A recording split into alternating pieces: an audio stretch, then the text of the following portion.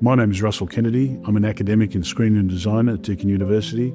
I started at Deakin about 11 years ago, and in my second year we celebrated our 40th year anniversary. And in that second year we assembled just outside here of this gallery, and we took a photo of all staff members, and we did so again a few weeks ago to celebrate the 50th anniversary.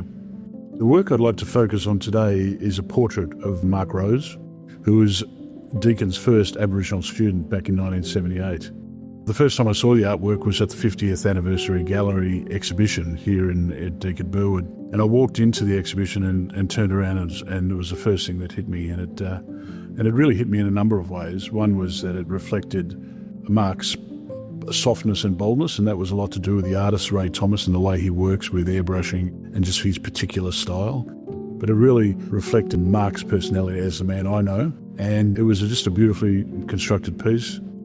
Ray's often referred to as a surrealist from a Western point of view, but he also incorporates his traditional Koori culture within his work, whether it's from his own country in Gippsland or whether it's other parts of Victoria or Australia. So in that particular piece, you can see the motifs from the Gunditjmara people reflected in the design. You see that in the possum skins that Mark is wearing.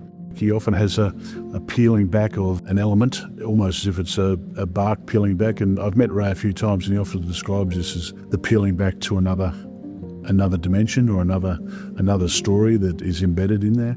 It was interesting looking at the work and then looking at the title of the work, and it was titled that education is doing the work of our ancestors, which was really a poignant comment, and it was a quote by Mark himself, and it is really true because it's about storytelling, it's about context, it's about being honest about our history and telling those stories accurately.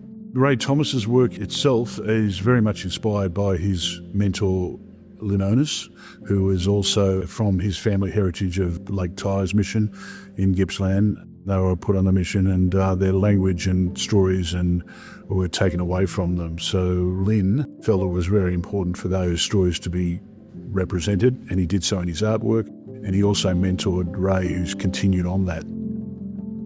I think it's very important for a university to have an art collection and for it to be seen rather than stored, and it's great work that the gallery does in displaying the artworks at different campuses and different venues.